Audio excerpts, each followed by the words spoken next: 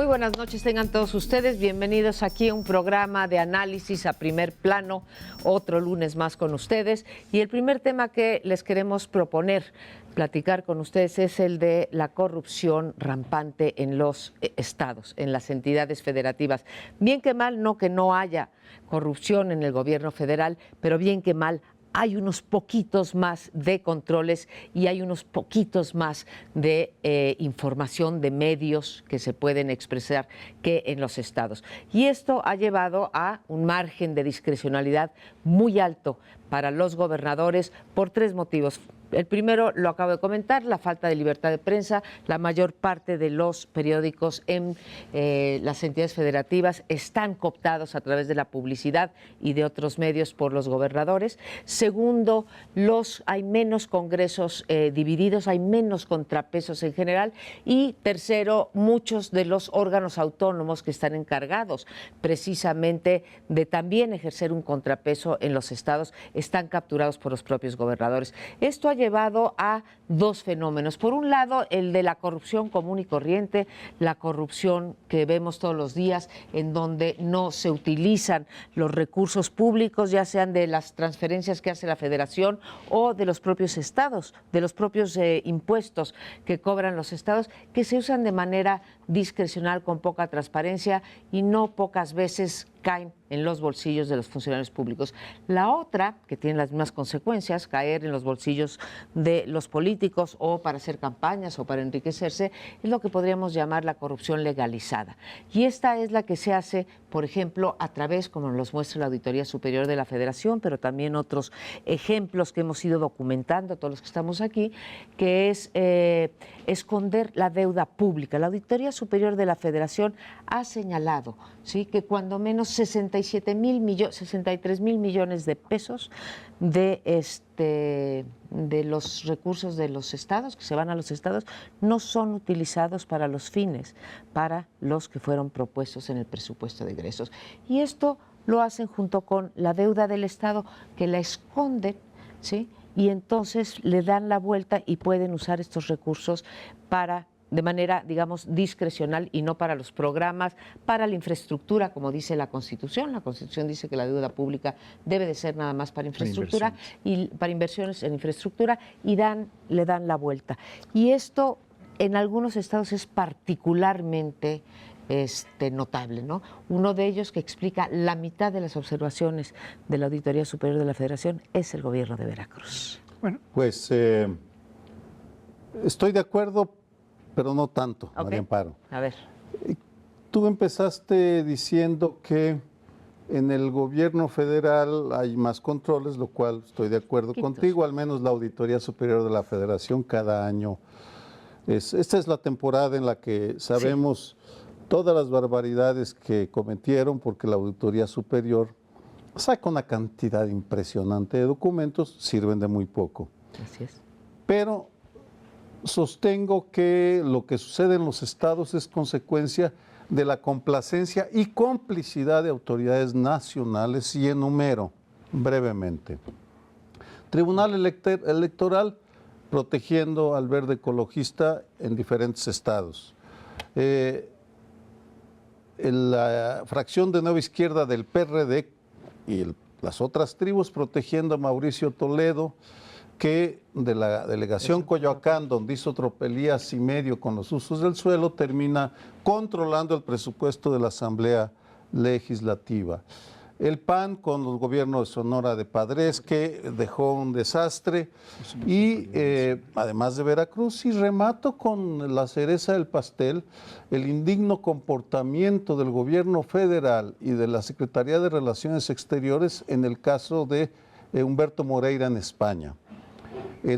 Hay un diferendo entre el periódico El País y el gobierno de la República, porque el periódico El País finalmente, en el caso de Los Pinos, dio señal de independencia porque había estado bastante modosito frente al gobierno de Enrique Peña Nieto, y hace una semana aproximadamente informa que le dieron trato de príncipe del priismo a Humberto Moreira y que lo acompañaron. Responde con un boletín de la Secretaría de Gobernación Y el día de hoy el país vuelve a reiterar lo mismo y a dar detalles y a decir que fue la Procuraduría General de la República, entre otros funcionarios, los que protegieron a Humberto Moreira. No sé si sea corrupto, huele a corrupto, pero sí que endeudó al Estado de Coahuila por 40,000 millones de pesos, 36,000 millones de pesos, sin haber recibido jamás ningún castigo. En ese sentido, María Amparo, estando de acuerdo contigo, sí, no veo el también diferendo. démosle la responsabilidad que tiene a las entidades nacionales que se encargan de tolerar esta saqueo sistemático, metódico, indigno, vergonzoso que hacen de las arcas públicas y todos los que pueden. Y démosle la responsabilidad también a la clase política, específicamente a los partidos políticos, porque la corrupción en los estados atraviesa a todos los gobiernos, sea titular de un partido o de otro. Ya mencionabas lo de Padres, por lo que se refiere al PAN, está lo de Sinaloa, de la diputada la Chapo diputada, como le dicen ahora en la prensa, y otras. Pero el elemento que me parece más estridente en este momento es el del gobernador Javier Duarte de Veracruz, porque son muchas las satrapías que ha ido acumulando. Desde aquel avión que cae con 25 millones de pesos en efectivo. En Toluca. Sí, en Toluca, pero era de Veracruz, era un avión que venía con funcionarios de Veracruz que venían a hacer algún tipo de gestiones con una maleta llena de pesos, 25 millones de pesos. Pero además de esto, ha habido una serie de cosas, entre las más escandalosas últimamente, pues los desaparecidos de Tierra Blanca, que aparentemente fueron liquidados, fueron asesinados. Pero, en fin, está en proceso esa discusión. Y el PRD está, bueno, en el Distrito Federal es tal el pantano de corrupción que hay que no podemos confiar en ninguno de los tres partidos grandes cuando llegan al poder, porque mantienen y impulsan todavía más de donde está el proceso de corrupción. Y lo hay en otros lados. Ahora acaban de designar candidato al gobierno de Hidalgo, a este gran José Guadarrama, sí, tramposo, priista de las elecciones a nivel, hace 20 y tantos años que es tramposo, o que se ha notado su trampa, era el ingeniero electoral más connotado, y ahora lo lanza el PRD como candidato. Y no es la primera vez, ya lo había lanzado. Y ya lo habían hecho otra. Es la tercera vez que sería candidato Guadarrama. Y bueno, está lo de Puebla. Están empezando a aparecer una serie de cosas sobre la corrupción en Puebla, sobre el enriquecimiento, lo acaba de denunciar curiosamente, porque ya estamos en proceso electoral que va a haber este año en 2 estados que se cambian gobernador, y lo denuncia Manlio Fabio para decir, bueno, en Puebla los funcionarios se están enriqueciendo de una manera brutal, sin ninguna vigilancia, sin ningún contrapeso. Es un gobierno del PAN, por otro lado, otro de ellos. Entonces, estamos hablando de que la corrupción es un mal generalizado, es una epidemia que ha permeado ya metastásicamente a toda la sociedad. Yo creo que esta cuestión de la falta de controles dentro de los estados que señala Amparo, pues es generalizada independientemente del partido que esté gobernando, lo hemos visto en todos los casos, y incluso tú decías, en algunos hay gobiernos divididos y en otros no, pero yo diría, incluso donde ha habido gobiernos divididos, también hemos visto cómo de pronto, de todas maneras, se los coopta. A ver cómo nos arreglamos. O sea, todas las instituciones estatales, a final de cuentas, son más frágiles. No que en el gobierno federal las cosas estén funcionando adecuadamente, como aclara Sergio Aguayo, pero sí hay un mayor contrapeso a nivel federal. Hemos visto un poco mayor autonomía del Poder Judicial, de la Suprema Corte, en varios temas. El Congreso, a final de cuentas, pues ya ha cobrado autonomía, no siempre respalda las iniciativas. Pero en los estados esta autonomía prácticamente no existe, ni siquiera cuando las votaciones llevarían a un contrapeso entre partidos. A final de cuentas, la fuerza de los gobernadores es tal que terminan controlando prácticamente todas las instituciones que deberían de contrapesarlo. Y precisamente por eso es que se intentó con la reforma electoral última de que el INE, siendo una institución nacional, resistiría mejor, sobre todo a los gobernadores, desde luego en alguna medida también al Poder Ejecutivo Federal, hay dudas al respecto en ciertos momentos, pero respecto a los gobernadores. pero a final de cuentas los gobernadores se siguen imponiendo. Y yendo a lo de Veracruz, que es un caso paradigmático, está en disputa la gubernatura ahora en este año. Bueno, hay trascendidos y hay rumores en el sentido de que el propio PRI se deslindaría, que ya Manlio Fabio empezó a deslindarse respecto de Duarte, porque es un pasivo muy fuerte que puede favorecer al PAN. Y Héctor, en este caso. El candidato ya oficial, Sí. también ya se deslindó. Bueno, él ya tenía una confrontación con Duarte, ¿no? Es decir, no era su favorito en ningún momento, ya había habido. Pero pareciera, en los trascendidos dicen que incluso no terminaría su mandato Duarte, que probablemente renunciaría para, con algún interinato, quitar ese lastre en la elección y favorecer o facilitar el triunfo del PRI nuevamente en Veracruz. Qué bueno que mencionas esto último, sí, que corren los rumores de que podrían correr le tendrían que hacer renunciar o renuncia o desaforarlo, etcétera, ¿sí? Porque lo que decía con toda razón Sergio, él reconoce que hay más controles, ¿sí? Pero que es responsabilidad. Tu punto es que el gobierno federal o las instituciones federales también tienen responsabilidad sobre ese altísimo grado de corrupción, y creo que tienes toda la razón. Cuando la Auditoría Federal, que finalmente es un órgano federal, ¿sí? La Auditoría Superior de la Federación, denuncia estos 64,000 millones, lo que tiene que hacer es ir a la Procuraduría, y lo ha hecho en ocasiones. El problema es que la Procuraduría General de la República archiva los expedientes, no arma los expedientes para perseguir las observaciones, y en ese me parece que es un ejemplo clarísimo de lo que tú estás diciendo.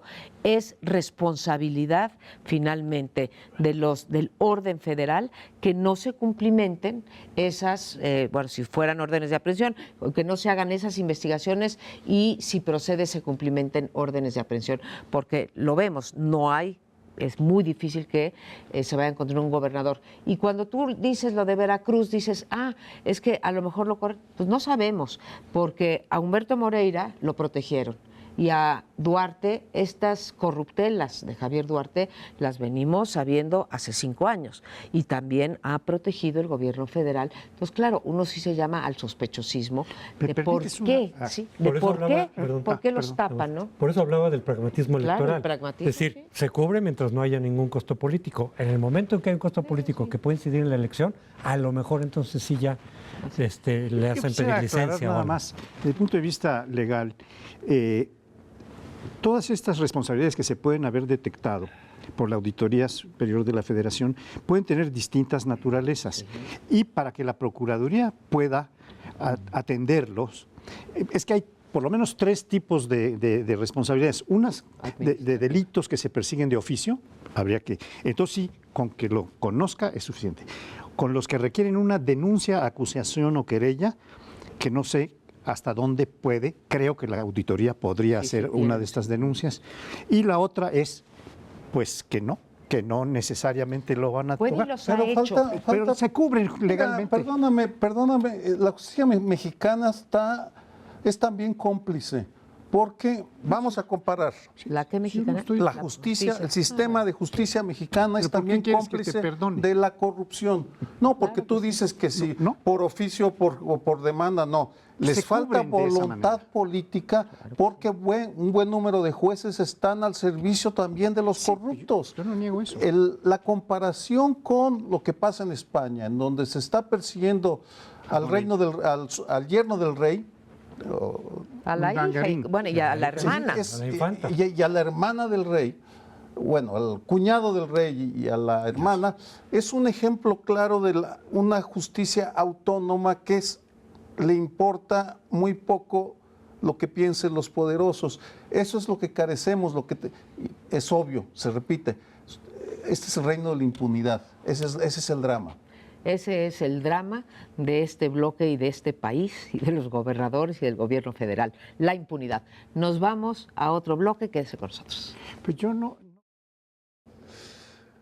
Bueno, y aunque resulta muy prematuro hablar del 2018, a final de cuentas ya empezó la carrera presidencial, desde que hay candidatos que abiertamente han dicho yo voy por la presidencia en el 2018 y porque las encuestas siguen saliendo, ubicando más o menos cómo están las preferencias de los diferentes candidatos o precandidatos al 18, y casi todos los movimientos políticos se leen o se tienden a leer en el código del 2018. Es decir, políticos, partidos hacen sus movimientos, hacen sus estrategias, pues para atender los asuntos inmediatos, como pueden ser las elecciones de este año, pero también siempre pensando ya en la contienda del 2018.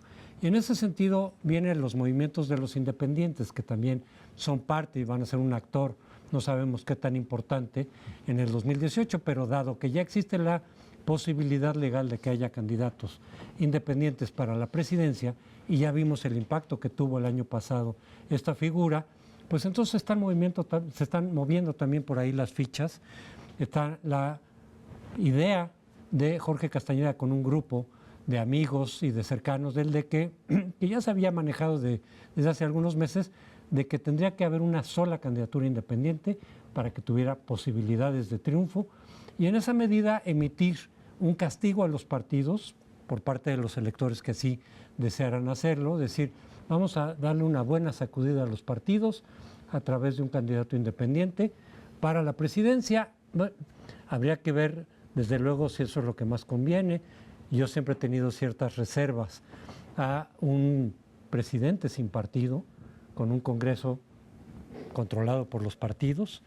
Estamos viendo un experimento en ese sentido en Nuevo León, pero al final de cuentas se trata de un poder local, no de la presidencia. Pero la encuesta del Financiero que aparece el día de hoy dice que un 30 y tantos % estaría dispuesto a apoyar un independiente, que es un porcentaje muy elevado 36. para un independiente. Y de todas maneras yo diría, así sea que fuera un solo independiente o que sean varios, votar por él, pues sería no solo por la figura, sino quién es, quién va a encabezar, digamos, si es que hay un solo candidato independiente, quién es, qué propone, qué posibilidades reales tiene. No se trata de votar en automático, decir, para pegarle a los partidos, que buena falta les hace y desde luego que se lo merecen, votar por un independiente, sea quien sea. Yo diría, pues depende de quién, ¿no? Y yo creo que la mayor parte del público diría, depende de quién. Bueno, adelante. Tú. Yo pongo dos premisas. ¿Sí? La primera, no hay nada que me gustaría más que poderle dar otro calambrón más a los partidos, porque que no sé si va a ser calambrón, porque pues parece que nada, ni la abstención, ni las críticas en los periódicos, nada les afecta, ¿no? Si esto les afectara, pues, me gustaría. Segundo, defiendo el derecho a las candidaturas sin partido, sin etiqueta partidaria. No los quiero llamar independientes, porque me irrita eso de independientes de quién, ¿no? Yo no conozco, yo no soy independiente tampoco, ni tú, o sea, tenemos redes que nos apoyan, en fin, que me ordenan, ¿sí? Que me ordena mi vida, pues. Te mete al orden. Entonces, bueno, candidata, y defiendo el derecho, y creo que, ya que yo no iba a mencionar nombres, pero ya que tú mencionas a Jorge Castañeda, me parece que Jorge Castañeda tiene razón que la única manera que prospere una candidatura independiente al 18 sería que fuera una sola. El que mejor pescó, ¿sí? Esto de que no seamos burros y no metamos leyes antibronco fue Manlio Fabio Beltrones, que lo dijo claramente, ¿no? Hay que facilitarles las cosas para que haya muchos y se fraccione el voto, ¿no? Entonces, en ese sentido, Castañeda tiene razón. Ahora, dicho estas dos premisas, que defiendo el derecho y que le quiero calambrear a los partidos, no me parece una solución. Yo estaría entre el 51% que dice que es mejor que sea un candidato de partidos, porque me lleva a la idea de el individuo mesiánico salvador que puede enderezar los destinos de esta nación, como si enderezar los destinos de esta nación fuera la voluntad de un solo individuo, como si no hubiera instituciones, ¿sí? En los libros que están hablando de los programas se habla, por ejemplo, de derechos humanos, se habla de corrupción. Pues no, la corrupción no se trata de, como hace ratito decíamos, meter a Duarte a la cárcel, ¿no?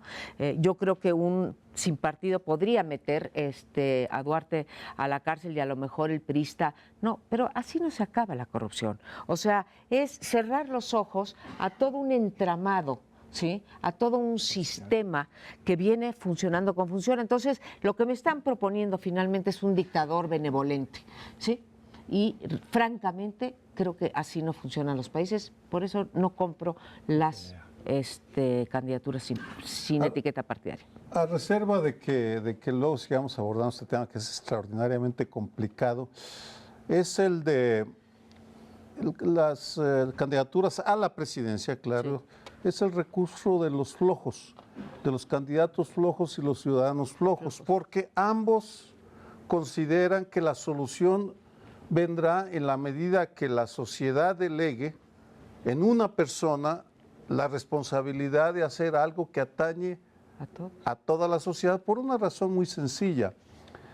No he leído el libro de Castañeda, soy escéptico a que él sea candidato, no me gustaría que Jorge Castañeda fuera candidato, no me convence porque lo conozco bien, entonces, pero vamos, independientemente de eso, sería necesario que explicaran lo que el Bronco jamás dijo, cómo va a manejar un poder fragmentado, que lo mencionó Crespo cuando empezó, cómo va un candidato a controlar un Congreso en manos de los partidos. Simplemente en la medida en la cual no lo planteen sería más sencillo, porque quieren llegar a la presidencia suponiendo que todavía es la era del presidencialismo imperial en el cual el presidente mandaba. Pues eso ya se acabó. El presidente no manda, el presidente tiene que jugar con intereses fragmentados de los multimillonarios, de los carteles de la droga, de los partidos políticos, de los grandes empresarios, de los gobernadores. Y en el caso de la ciudadanía, pues viendo las tasas de participación, el 36% quieren un presidente independiente, pero solo el 20% participa en los asuntos de su comunidad de acuerdo a las encuestas de opinión. Es decir, delegan en el presidente lo que deberían estar haciendo en su comunidad, que es atacar los asuntos concretos que son los que generan esta pirámide o pirámides interconectadas de corrupción e impunidad, que es lo que nos tiene ahogados. Yo tampoco estoy de acuerdo con que un candidato independiente es la solución y mucho menos providencial que va a resolver todos los problemas de corrupción, de distribución de la riqueza, etcétera. No, por supuesto que no. Pero la ciudadanía, harta ya del sistema de partidos que existe y de la clase política en general, vuelve los ojos a una manera de sacudir el árbol, de sacudir la mata para que caigan los frutos podridos. Es lo que la ciudadanía alcanza a ver y lo está haciendo porque participa poniendo sus firmas, poniendo sus recursos y apoyando candidatos independientes como una expectativa para empezar a corregir las cosas, para denunciarlas con mayor amplitud. Hay ejemplos como el de Chihuahua, en donde ha surgido un candidato Barraza independiente que está llamando la atención poderosamente. Hay en Veracruz el mayor número de candidatos independientes que ha surgido, tal vez en conexión con lo que decíamos en el bloque pasado, porque en Veracruz se ha manifestado de una manera tan brutal la corrupción y la violencia contra la ciudadanía, que la ciudadanía está queriendo poner algún candidato que no sea el del partido que ha gobernado siempre, porque el PRI ha gobernado siempre en Veracruz. Entonces, yo estoy de acuerdo con eso y creo que sí es un poco anticipado, pero estamos a tiempo finalmente de ver la cuestión proyectada hacia el 2018, porque la encuesta que ustedes citan, que se publica hoy en El Financiero, habla de los tres partidos, de sus candidatos posibles preferidos dentro de los partidos y por la ciudadanía. El preferido dentro del PRI es Osorio Chong. Y el segundo lugar, para mi sorpresa, es Manlio Fabio Beltrones. En el PRD no hay duda, el 76% prefiere a Mancera. El 76%. Estamos hablando de que no hay. Y en el PAN, Margarita Zavala tiene la mayor apoyo, pero Margarita está también entre los posibles candidatos independientes considerados. Ya lo dijo ella. Porque esta encuesta habla de ellos. Y dice, bueno, pues ahí tiene una disyuntiva muy difícil Margarita, porque si va por el PAN no puede ser independiente y viceversa, ¿no? Un rápido comentario en relación con Veracruz. Mientras es mi opinión tiene que ver con la presidencia, yo sí creo que las candidaturas independientes a niveles más inmediatos son muy saludables o pueden ser muy saludables. Entonces no es que esté a rajatabla contra las candidaturas independientes, me refería a la presidencia. Sí, yo también, de hecho, formé parte del impulso de muchos movimientos atrás por los independientes, pero yo estaba pensando en diputados y senadores. Claro. Ya desde gobernador yo decía, pues quién sabe por qué lidiar con un Congreso en el que no tienes apoyo, por definición, pues te lleva de pronto a choques de poderes que hemos visto en América Latina en que ha terminado. Y desde luego a nivel de la presidencia ese riesgo se eleva significativamente. En todo caso, yo también insisto que los independientes en sí mismos pues no garantizan nada, porque también son políticos, muchas veces, lo estamos viendo ahora también, políticos que no lograron la nominación de su partido y entonces con algún tiempo de anticipación se salen y buscan por la vía sin partido, pero en realidad siguen siendo políticos con las mañas de los partidos, a lo mejor con una historia de corrupción, que juegan entonces a los intereses y entonces la figura en sí misma no representa nada. Por eso yo insisto en depende quién sea el independiente para que realmente pueda decir, bueno, yo voto por este candidato, por quién es, por su trayectoria, por lo que representa, por lo que puede ofrecer, más allá de que esté encarnando la figura de los sin partido para castigar a los partidos. Porque lo estamos viendo con el Bronco, ¿no? Con el Bronco, pues hasta ahorita, aunque es poco tiempo todavía para evaluarlo, pues no ha dado el resultado que ha ofrecido. O sea, en realidad no vemos una diferencia significativa por el hecho de que haya llegado solamente por una vía alterna a los partidos. De hecho, hubo una evaluación ayer de expertos, no de políticos ni de cara a las elecciones de 2018, donde lo reprueban en diferentes ámbitos, económico, corrupción, legalidad, etcétera. Pero tienes razón, pues depende. Yo también creo que el licenciado Barraza en Chihuahua es una persona que podría significar una alternativa a esta corrupción que hemos visto también con el otro Duarte, ¿sí? Pero creo, como dice Sergio, Pauli, que hay maneras más inteligentes o más eficaces de la sociedad de ir en contra de los partidos. Y una de ellas, pero que cuesta más trabajo, es la participación. Porque es muy fácil poner una firma, ¿sí? Es muy fácil votar por un independiente y no hacerte cargo de cuáles son las consecuencias. Cosas, ¿no? Sí, desde luego no son excluyentes, pero sí, el esfuerzo real, el esfuerzo de movilización es mucho más costoso para los individuos, están menos dispuestos a ese tipo de participación. Pero regresamos en un momento al siguiente bloque. Así es. El casi seguro candidato republicano a la presidencia de Estados Unidos, Donald Trump, tiene meses insultando a México. Es una cascada, una luz. De hecho, empieza su campaña diciendo que somos violadores, delincuentes, ladrones y que invadimos su país y que si llega nos va a poner un muro que nos tenemos que pagar nosotros mismos, ustedes. Además de la gasolina cara, va a tener que pagar su cuota para el muro de Trump. Y durante estos meses ha dicho lo que ha querido porque quienes deberían corregirle la plana se quedaron callados. Pienso, para empezar, en el gobierno de México, en el gobierno de Enrique Peña Nieto, que pues ya sabemos, frente a Estados Unidos la sangre se le transforma en un atole blancuzco y sin consistencia, porque, cómo le salen los serviles frente a los gringos, es impresionante.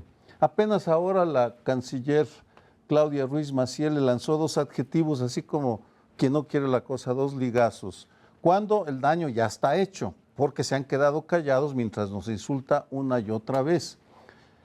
Pero es muy fácil quedarse solo responsabilizando al gobierno mexicano. También el gobierno estadounidense es responsable porque las élites económicas y políticas de aquel país hacen todo lo posible por negar su responsabilidad en el desastre de derechos humanos, corrupción y violación a los derechos humanos que tiene México. Es decir, menciono, una sola vez, en el 2008, la secretaria de Estado Hillary Clinton habló de corresponsabilidad, es decir, de que lo que está pasando en México, ellos también son corresponsables. Fuera de ello, no dicen jamás la corresponsabilidad. Biden acaba de decir. Bueno, Biden lo dijo aquí. Sí, no en Estados Unidos, en donde deben incidir en su... Vienen a decirlo a nosotros, pero se quedan callados allá porque no quieren antagonizar a las bases que han encontrado en el antimexicanismo la solución fácil a sus traumas y sus prejuicios. Cuando ellos son los que no hacen nada para evitar que nos invada el de armas, los comerciantes de la muerte. Ellos son los que falsean o hacen malabares para que en los informes sobre derechos humanos no criticar al gobierno de México. Ellos son corresponsables también. En consecuencia, perdón, es una pena, pero Trump ha tenido el campo libre porque ni aquí en México ni en Washington nadie ha hablado para defender a la sociedad mexicana. Los que decimos esto, bueno, pues somos voces marginales, irrelevantes en el discurso político de Estados Unidos, donde para la sociedad somos delincuentes. Parece lo más probable que Trump sea el candidato republicano hasta ahora, pero lo vamos a saber ya muy pronto. Mañana es el supermartes, hay una elección primaria de los dos partidos en 12 estados de la Unión Americana, en donde se van a poner en juego un número muy importante de votos electorales o delegados, como se llaman, los que deciden realmente sobre las candidaturas presidenciales. Pero todavía existe la interrogante de si Cruz puede ser el candidato republicano o no. Se ve improbable, pero existe esta interrogante según lo que estaba yo leyendo. Por otra parte, en la candidatura de Trump no necesariamente, porque a veces queda como implícito que una vez siendo candidato será el triunfador. Y yo veo que es difícil que sea triunfador sobre Hillary Clinton. Hillary Clinton ha avanzado notablemente en el último tramo y mañana vamos a saber en Supermartes si Hillary Clinton se consolida como la candidata demócrata, que es también lo más probable. Pues bueno, vamos a entrar en este punto. Y una pequeña afirmación, Sergio. Biden, de regreso a los Estados Unidos, dio una conferencia de prensa donde repitió las disculpas y allá mismo en los Estados Unidos, en Washington mismo. No habló de corresponsabilidad, sí, perdón. Sí, bueno, pero habló de que pedía... es que al pedir... habló de que... No, pidió disculpas aquí en México y luego lo repitió, pero cuando pide disculpas es diciendo, bueno, nosotros también tenemos ahí una parte de la responsabilidad. Bueno, pidió disculpas por las barbaridades que dio Trump. Dos cosas. Uno, si llegara a ser, que tienes razón, podría ser, pero yo ya no lo creo. Podría ser Ted Cruz, ¿no? Pero es la misma gata, pero revolcada, simplemente es menos estridente en términos de... Por además nos fijamos en las barbaridades que dice Donald Trump sobre México, pero las barbaridades que dice sobre su país. No sé si vieron la entrevista en donde le hablaba él del waterboard. Es como el tehuacanazo de la Procuraduría Mexicana, digamos, la tradicional Procuraduría Mexicana, pero donde dice, Piquín. Oye, ¿está usted de acuerdo con el waterboard, con el tehuacanazo? Sí estoy de acuerdo con el tehuacanazo. Con lo que no estoy de acuerdo es con lo poco que lo usamos para sacar información a los presos, ¿no? Entonces son unas barbaridades y son corresponsables, Sergio, no solamente de la violación de derechos humanos acá, de la corrupción, de la violencia, etcétera, sí, porque dejan traficar armas, son también corresponsables de lo que está pasando allá y de este sentimiento que está tratando de levantar Trump, y hago responsables a los republicanos y a los demócratas también, ¿sí? Que está levantando en la propia sociedad norteamericana, porque así como dices que aquellos nos solapan en los derechos humanos, etcétera, también se solapan a sí mismos, claro. O sea, la violación de derechos humanos en Estados Unidos, la situación en las cárceles, etcétera. Lo que pasa es que ellos, bueno, pues controlan el mundo y entonces controlan también esos informes. Pero ahí hay una gran corresponsabilidad que a mí sí me asusta con respecto a su propio destino. Para nosotros los mexicanos, volver a Trump, creo que hoy lo escribía Alejandro Ope, sí, sería como volver 30 años atrás, ¿sí? En términos de armas, en términos de la Border Patrol, en términos de el sentimiento anti-inmigrante. Y es cierto, es inadmisible que nuestro gobierno no esté haciendo, no que esté declarando en contra de Trump, ¿sí? Que no esté haciendo una campaña al interior de la sociedad norteamericana y con los migrantes de qué es México y cuáles serían las consecuencias para México de llegar a el poder un señor como Trump. Yo creo que Trump sí tiene en muchas de sus declaraciones mucha mentalidad. Lo hace también como show, lo hace como plataforma, pero al final de cuentas él lo dice y él afirma, digamos, ese tipo de cosas. Es una mentalidad muy nazi, aunque no se hable así, pero al final de cuentas hay muchos de los elementos del nazismo están ahí representados en Trump. Y el problema, uno podría decir, no, bueno, pues entonces es un nazi, hay partido nazi, aunque no tenga registro legal en Estados Unidos. El problema es que, a final de cuentas, una buena parte de la sociedad norteamericana es muy conservadora y de pronto se siente atraída por ese tipo de discurso, de vez en vez. Es decir, no es un grupito aislado que eventualmente pues, queda ahí marginado, como con todas las sociedades tienen grupos radicales de distintas ideologías. No, aquí es un pensamiento conservador que de pronto efectivamente tiene impacto en la sociedad, en buena parte de la sociedad norteamericana, que muchos norteamericanos tienen valores sumamente conservadores, sumamente rígidos en muchos temas y se sienten atraídos por ese discurso en particular y ven como muy blandengue el discurso de los demócratas y la flexibilidad, en fin, por eso es que de pronto no es solamente Trump el problema, sino cualquiera de los candidatos republicanos, porque están representando a ese sector conservador que está retomando la fuerza frente, digamos, a carencias o debilidades que pudo haber tenido el gobierno de Obama, de Barack Obama. No, sí, entiendo perfectamente lo que esos argumentos, los amplío un poco para sustentar mejor lo que estoy diciendo. Los Estados Unidos son la sociedad, no las élites. Las élites son extraordinariamente sofisticadas, pero la sociedad es muy elemental en su comprensión del mundo. Y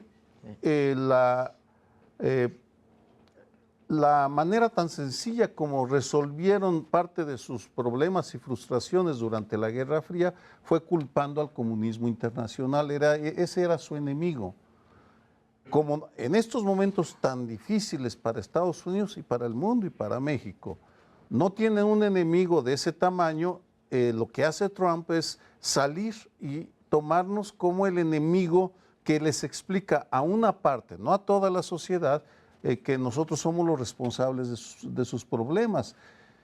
Quienes han reaccionado con mayor claridad quienes están supliendo al gobierno de México, somos los académicos y sobre todo los artistas, que son los artistas los que han estado declarando abiertamente, de Maná, González Iñárritu, han estado diciendo que es inaceptable ese discurso racista de Trump. Ese es y no solo el gobierno de México, y reitero, es también el gobierno de Estados Unidos que debería, las élites que entienden perfectamente que es una sarta de mentiras, el hacer precisiones de que de ninguna manera México puede ser responsabilizado de sus problemas, sino que nosotros más bien somos los que tenemos que responsabilizarlos a ellos de nuestros problemas o repartirnos las culpas. Oye, una pregunta, porque lo has dicho 2 veces y te lo hago sinceramente, Sergio, que las élites allá son sofisticadas, y sí son sofisticadas, pero yo no estoy segura que las élites no estén apoyando a Trump. Hay una buena parte de la élite económica que sí está apoyando a Trump, ¿no? Más allá de que, como mencionaba ahorita Crespo, hablaba, el partido nazi está apoyando a Trump, el Ku Klux Klan está apoyando a Trump. Pero vaya, eso no lo considero yo las élites económicas, pero yo creo que hay élites que lo están apoyando, Sergio, te lo pregunto. Nos estamos escondiendo detrás de abstracciones. La sociedad no existe, las élites no existen, existen élites específicas. Hay una parte de la sociedad que es muy conservadora, que apoya a Trump o a los republicanos en general. También.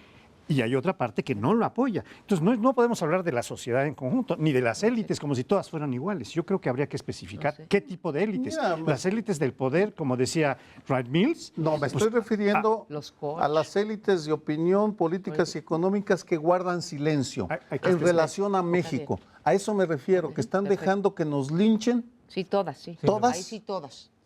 Sí, salvo de acuerdo. En la eso. artística, que es la que está saliendo un poco más. Pero nos tenemos que ir. Tal vez ustedes consideren que es un tanto trivial el comentario que voy a hacer a continuación y ponerlo en la mesa para la discusión con mis compañeros. Pero anoche, el domingo en la noche, hubo la ceremonia de entrega de los Óscares y la mejor película fue declarada una que en inglés se llama Spotlight, que quiere decir reflector, lo que está alumbrando algo, ¿no? En México tuvieron la idea, en habla hispana, por lo visto, le pusieron primera plana, casi copiando el nombre de nuestro querido programa, nada más que en femenino, primera plana en lugar de primer plano. Pero lo importante que quiero destacar es que esta es una película que se basa en relevar la importancia en una democracia del periodismo de investigación. Y aquí, por ejemplo, vendría al caso pues todo el asunto que vivimos aquí en México con Carmen Aristegui, que habiendo hecho una investigación importante, pues terminó con su salida del medio. Pero en Estados Unidos, en el Boston Globe, que es un gran periódico de Massachusetts, de la capital de Massachusetts, que es Boston, hay un grupo de investigación que se llama Spotlight, es decir, que está iluminando, que está alumbrando un escenario oscuro donde se cometen diversos problemas, donde se cometen diversos delitos incluso, como la pederastia. Y es un tema formidable que queda expuesto de manera muy amplia, porque habiendo documentado más de 70 casos en donde se prueba claramente la responsabilidad de sacerdotes de nada más de esa entidad de Massachusetts, cuando se publica esto en el Boston Globe, después de casi un año de investigación, o sea, se toma mucho tiempo esta investigación, van apareciendo otros que denuncian y dan pruebas de que hay más de 700 casos. La diócesis de Boston pagó hace más de 2 años más de $600 millones para resarcir daños de que habían cometido los curas pederastas. Entonces, me parece que es algo muy relevante y yo creo que estaría temblando más de un prelado en México que ha protegido pederastas, ¿verdad? Pero en todo caso, eso lo dejo para su consideración. No es nada... Vas, te toca. Aquí no tiemblan, ya que hablaste de Carmen Aristegui, a ella ya la habían corrido antes por el mismo tema de Televisa, de Círculo Rojo, porque publicó un reportaje sobre Marcial Maciel, que resultó después que sí, no solo pederasta, sino con sus propios hijos, y cocainómano, en fin, corruptor de prelados en el Vaticano, etcétera. Es decir, aquí hay un patrón de protección y de impunidad que, ahora que vino el Papa Francisco, dejó el mensaje, el que proteja se tiene que ir, pero hasta ahora no ha renunciado ninguno. Y solo para recordar que al cardenal Lowe, que era el que protegía toda esta red de protección, no lo castiga el Vaticano, se lo lleva a Roma, en donde está guardadito en una, no sé si convento o casa o residencia para mayores, pero no lo castigan. Pero, dicho esto, por supuesto que es fundamental e importante el periodismo de investigación, y esta película está al nivel de todos los hombres del presidente, que fue el Washington Post, que llevan a la renuncia de Richard Nixon en 1975. Todo proporción guardada, son investigaciones de gran calado que llevan años y que suponen un compromiso de los medios con el encontrar la verdad. Para nada banal, es un gran tema el que pusiste en la mesa, Francisco José. Y creo que incluso en México, aun cuando no tengamos una así de gran calado, pero hemos tenido películas o documentales, las dos cosas, como fue El Túnel, como fue Presunto Culpable, que han sacudido a la sociedad mexicana, y deberíamos de tener más. Pero sí me quiero unir a esta idea de que cuando hace rato decía Sergio, que de repente la sociedad o los profesionistas, ¿sí?, somos flojos, o puede ser floja con respecto a las soluciones, ¿sí? El periodismo de investigación en México, que crece y que cada vez es de mayor calidad, ha sido un gran dique, también lo decíamos con respecto a los estados. En los estados, como están cooptados los periódicos, es más difícil sacar la corrupción al aire, aunque hay experimentos interesantísimos. El noroeste, por ejemplo, en Sinaloa, tiene todo un departamento de investigación en materia de corrupción, en donde puede uno encontrar cosas realmente interesantes, y es la forma que tenemos en la sociedad de elevarle el listón, el costo al gobierno por todas estas actos, a veces de corrupción, a veces son ilegalidades, simplemente ilegalidades, encubrimientos, en fin, o enseñarle, ponerle, como tú decías, spotlight, ponerle un reflector a realidades como es la realidad educativa en México, la realidad de la pobreza, en fin, el periodismo de investigación desde, digamos, que surgió, yo creo que el clásico es el de Inglaterra, ¿sí?, cuando, digamos, el que empuja más lo que después se llamó el cuarto poder es Inglaterra, es la libertad de prensa, ¿no? Y la libertad de prensa se ejerce cada vez con mayor profundidad, ya nada más, no nada más es exhibir, sino también poner las consecuencias de todo lo que pasa, ¿no? Así que sí es muy importante. Son dos temas lo que sale aquí a la luz con este premio, digamos, de los Óscares. Es el papel de los medios que deben de jugar en la democracia, es un contrapeso. Los medios están pensados en la democracia como un contrapeso a los distintos poderes, incluso los poderes del Estado divididos entre sí, pero los medios como desde la sociedad estar vigilando y eventualmente señalando para que haya consecuencias después.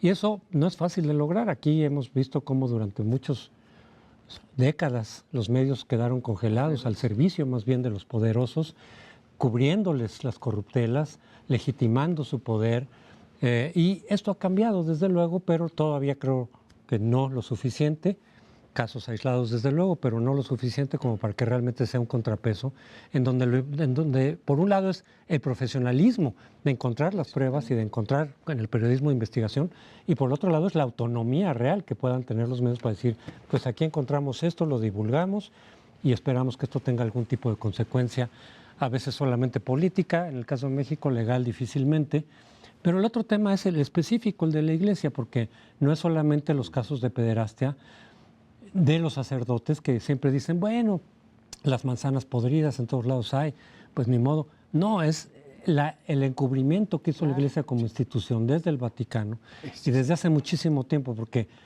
tampoco es correcto esta idea de que la pederastia es un fenómeno relativamente nuevo. Dentro de la Iglesia me refiero. Siempre existió, nada más que a veces ni siquiera estaba determinada la categoría de pederastia, entonces los papas podían tener efebos.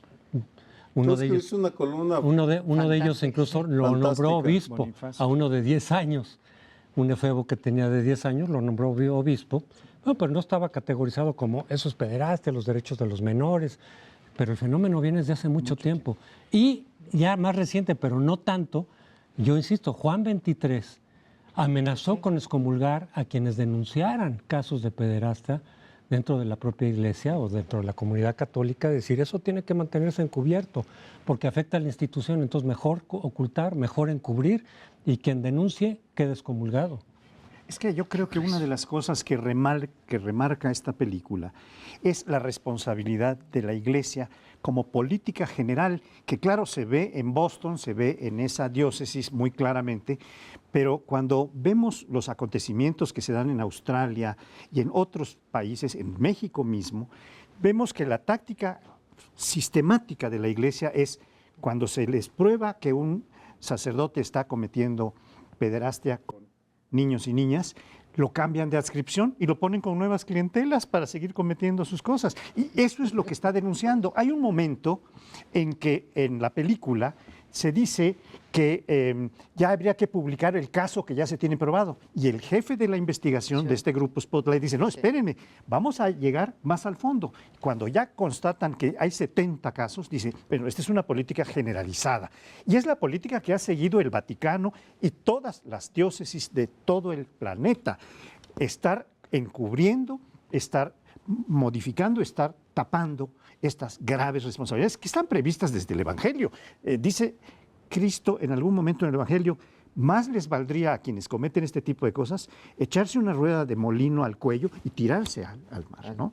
Eso es tan viejo como eso. Es decir, es tan viejo como la humanidad probablemente, donde hay abusos de los menores. Pero en fin, eso. En este tema aprovecho para recordar al auditorio el papel, la historia del infierno que vivió Lidia Cacho cuando denunció una red de pederastas, no solo en Cancún, en donde ella tenía un centro de atención a víctimas de violencia sexual, sino que se extendía a las élites políticas de México, y el publicar el libro le provoca que el gobernador, entonces gobernador de Puebla, mandara a sus esbirros, Mario Marín, ¿verdad? Mario Marín. El gobernador Precioso mandara a sus esbirros a Quintana Roo para que la trajeran, y la trajeron a punta de pistola a castigarla.